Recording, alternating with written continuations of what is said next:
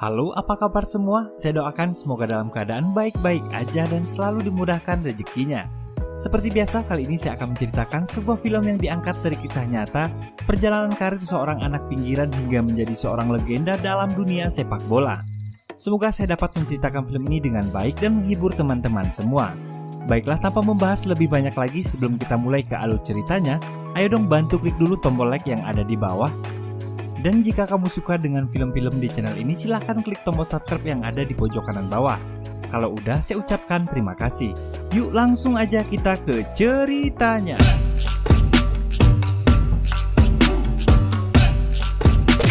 Film dimulai dengan memperlihatkan seorang anak kecil bernama Diko yang sedang bermain bola di sebuah gang bersama teman-temannya.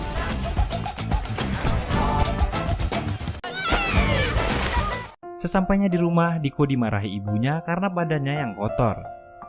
Kemudian Diko pergi ke atas bangunan untuk mendengarkan sebuah pertandingan bola.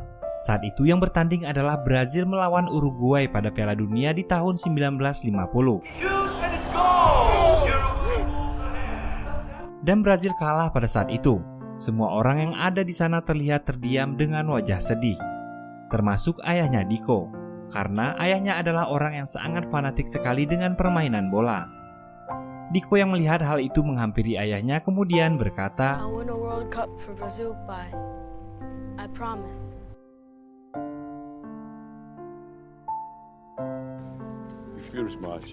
Berpindah ke tempat lain, ibu Diko yang bekerja sebagai seorang pelayan membawa Diko untuk membantunya bekerja di rumah majikannya itu. Di sana ibunya bercerita awal pertemuannya dengan ayahnya dan mengatakan dulu ayahnya Diko adalah seorang pemain bola profesional di zamannya. Hingga pada suatu ketika ayahnya Diko mengalami cedera hingga harus meninggalkan impiannya. Dan kini dia bekerja sebagai seorang petugas kebersihan. Kemudian anak majikannya masuk ke dapur dengan sepatu penuh lumpur setelah bermain bola bersama teman-temannya. Lalu Diko berkata dia akan menjadi Pele. Namun Diko saat itu salah mengatakan nama pemain bola yang dia maksud. Pemain bola yang dia maksud adalah Bile, seorang kiper klub Pasco. Dari sanalah awal nama Pele. Karena hal itu anak majikan ibunya memanggil dia dengan nama Pele. Suatu saat Diko mengajak teman-temannya untuk ikut turnamen sepak bola. Dalam pertandingan ini tim Diko selalu menang, akan tetapi tak ada satupun orang yang memperhatikan mereka. Orang-orang lebih suka menonton anak-anak orang kaya itu bermain. Anak-anak itu kemudian mentertawakan mereka karena Diko dan teman-temannya bermain bola tidak menggunakan sepatu. Diko dan teman-temannya ingin memiliki sepatu. Karena tak punya uang, mereka akhirnya mencuri kacang dan menjualnya di pasar. Tiba-tiba Jose lewat dan memanggil Diko dengan panggilan Pele. Diko yang kesal akhirnya berkelahi dengannya.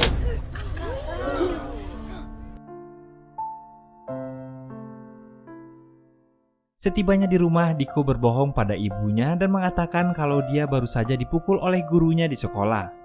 Keesokan harinya, di hari pertandingan final, Diko melawan tim Jose. Dengan uang hasil menjual kacang kemarin mereka gunakan untuk membeli sepatu bekas. Sebelum pertandingan dimulai, komentator memanggil dirinya dengan panggilan Pele. Dan dari sanalah nama Pele mulai melekat padanya. Pertandingan pun dimulai. Diko dan timnya dengan mudah dikalahkan oleh Jose dan teman-temannya dengan skor 6-0. Diko yang kesal kemudian membuang sepatunya. Melihat kejadian itu, semua penonton mentertawakannya. Terlihat di sana ayah Diko hanya diam dan memperhatikannya. Diko membayangkan sedang bermain bola bersama teman-temannya. Dengan gaya bermainnya yang dinamakan Ginga, dia membuat kagum para penonton yang ada di sana. Teman-teman Diko ikut membuka sepatu mereka dan mulai memainkannya dengan teknik Ginga yang sangat indah.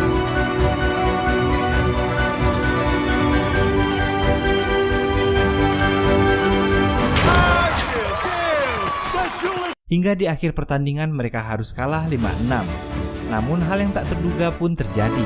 Orang-orang yang tadi mentertawakannya kagum dengan aksi Diko dan bersorak memanggil Diko dengan nama Pele. Masalah muncul setelah pertandingan. Ketika pemilik kacang datang, mereka kemudian berlari menuju hutan. Diko dan Diego bersembunyi di dalam lubang. Akan tetapi karena hujan yang sangat deras, lubang tempat mereka bersembunyi tertimpa tanah longsor. Diko yang sempat keluar lubang berhasil selamat. Akan tetapi Diego tak sempat keluar dari sana. Hingga akhirnya Diego pun tewas tertimbun tanah. Di rumah, Diko terlihat terpukul dengan kejadian itu dan berkata semua itu mungkin karena salahnya. Sejak saat itu dia berjanji pada ibunya akan menjadi anak yang baik. Di malam itu juga ayah Diego memberikan kartu nama De Brito. Dia adalah seorang pencari bakat sepak bola. Namun Caleste menyimpan kartu nama itu dan meminta Didinho untuk membawa Diko ikut bekerja bersamanya. Keesokan harinya, Diko pergi bersama ayahnya bekerja di sebuah rumah sakit sebagai petugas kebersihan. Suatu hari, ayah Diko mengambil mangga yang sudah matang lalu memperlihatkan teknik gingganya pada Diko.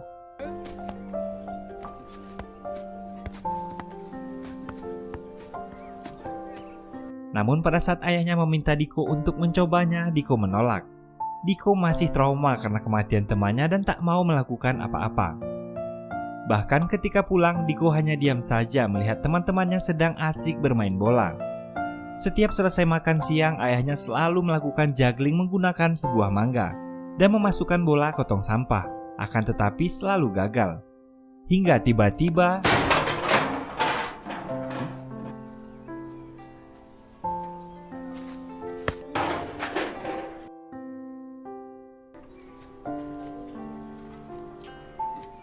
sejak saat itu Diko mulai berlatih. Awalnya Diko gagal karena mangga yang dia gunakan selalu pecah.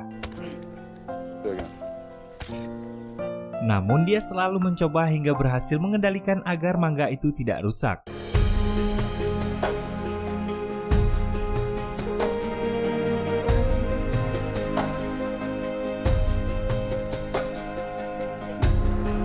Hal itu selalu dia lakukan bersama ayahnya hingga dia tumbuh dewasa.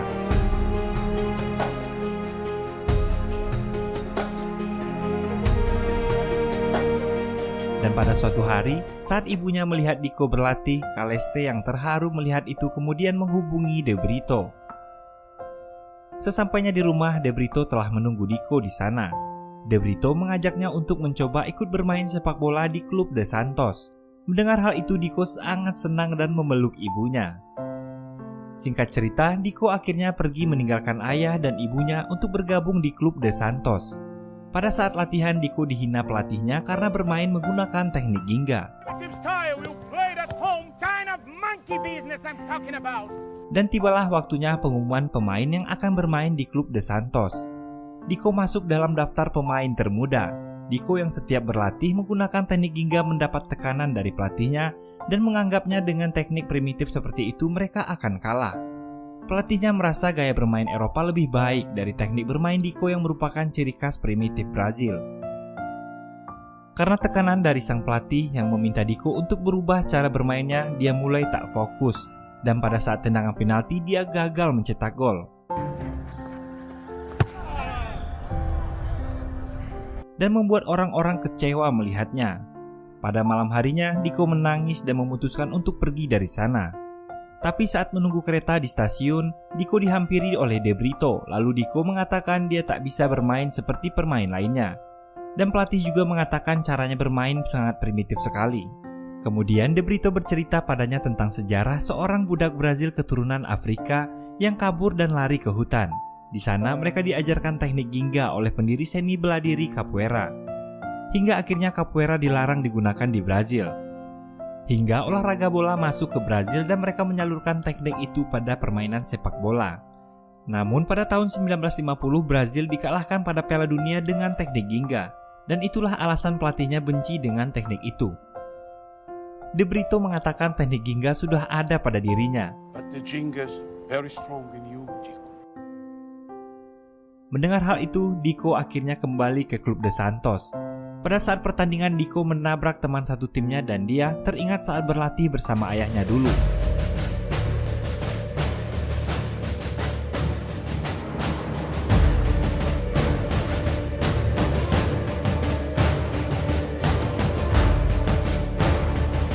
Kemudian dia melakukan teknik ginga dan mencetak gol yang membuat pelatih dan yang lainnya terkejut dengan gaya bermainnya.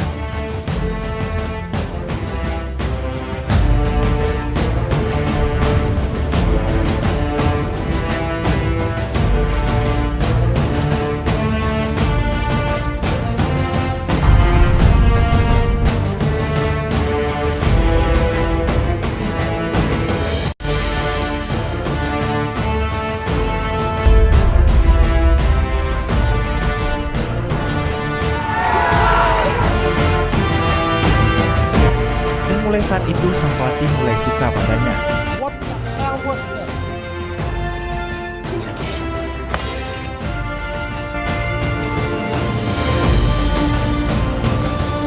Dia pun dengan mudah mencetak gol dengan teknik-teknik yang belum pernah dilihat orang-orang sebelumnya.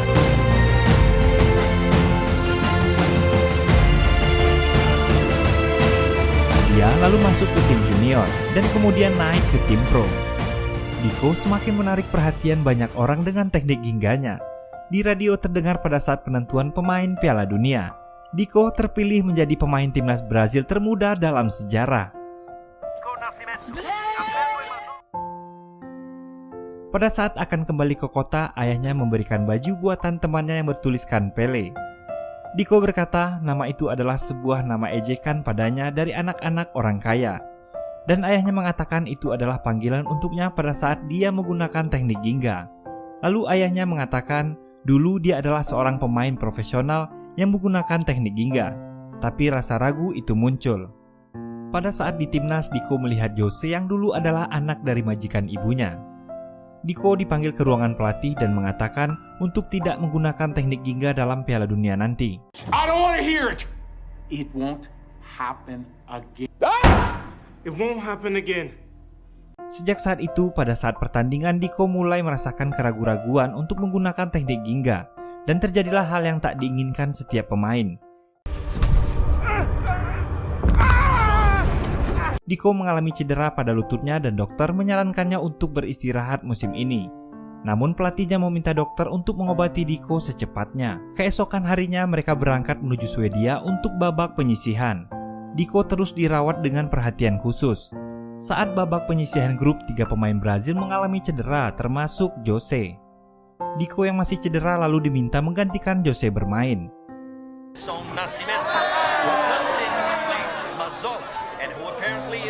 Pada saat masuk lapangan, para penonton mentertawakannya karena melihat fisiknya yang kecil dari pemain lainnya. Dia adalah pemain termuda Brazil pada saat itu.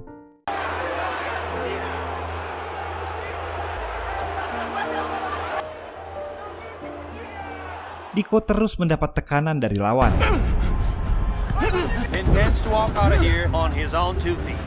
Brazil dan Uni Soviet seri hingga babak pertama berakhir.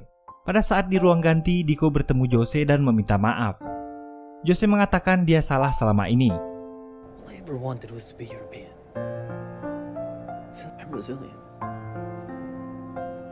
Dan dia memuji cara bermain Diko yang indah pada saat mereka bermain di Bauru. Babak kedua dimulai. Jose yang berada di kursi cadangan meyakinkan Diko untuk menggunakan teknik gingganya.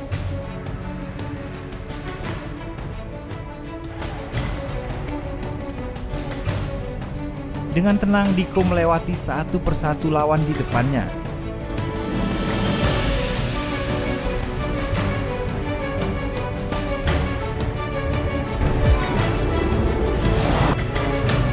Diko terus melakukan aksinya hingga membawa timnas Brazil ke final dan menjadi perhatian media dunia. Sebelum pertandingan final, pelatih Brazil terlihat depresi karena tidak menemukan celah untuk melawan tim Swedia. Pada saat konferensi pers, pelatih Swedia yang menjadi lawan tim Brazil di final menghina pemain Brazil yang dia anggap cacat. Winger Garrincha, forward with a deformed spine and one leg short. Jaume Santos, fullback, he mangled. Hal itu diberitakan oleh media dunia. Ayah Diko juga mendengar berita itu. Di telepon, ayah Diko mengatakan ini adalah saatnya untuk Pele dan Ginga. Di hotel, para pemain kehilangan kepercayaan dirinya. Diko menghampiri dan memberikan mereka bola.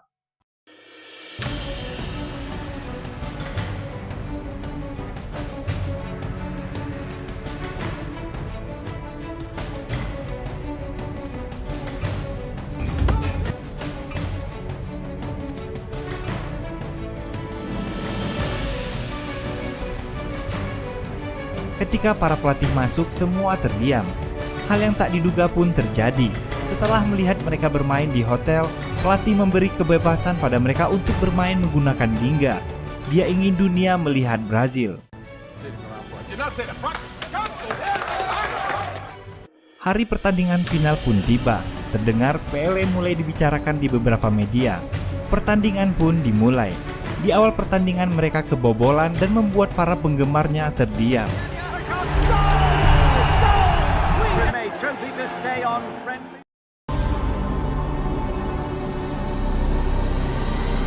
Pele mulai memainkan teknik Ginga dan mencetak gol pertamanya di gawang Swedia.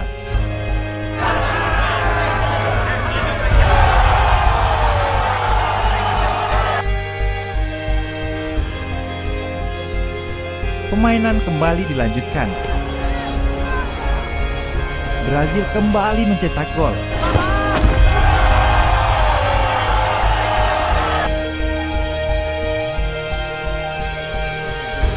Permainan Ginga Brazil semakin tak terbendung.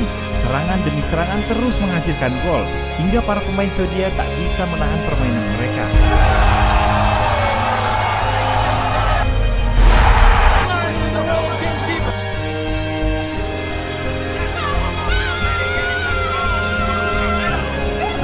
Pele dengan teknik Gingganya mulai dikenal dunia sejak saat itu. Dan Brazil pun berhasil menjadi juara dunia berkat kemenangannya atas Swedia dengan skor telak 5-2.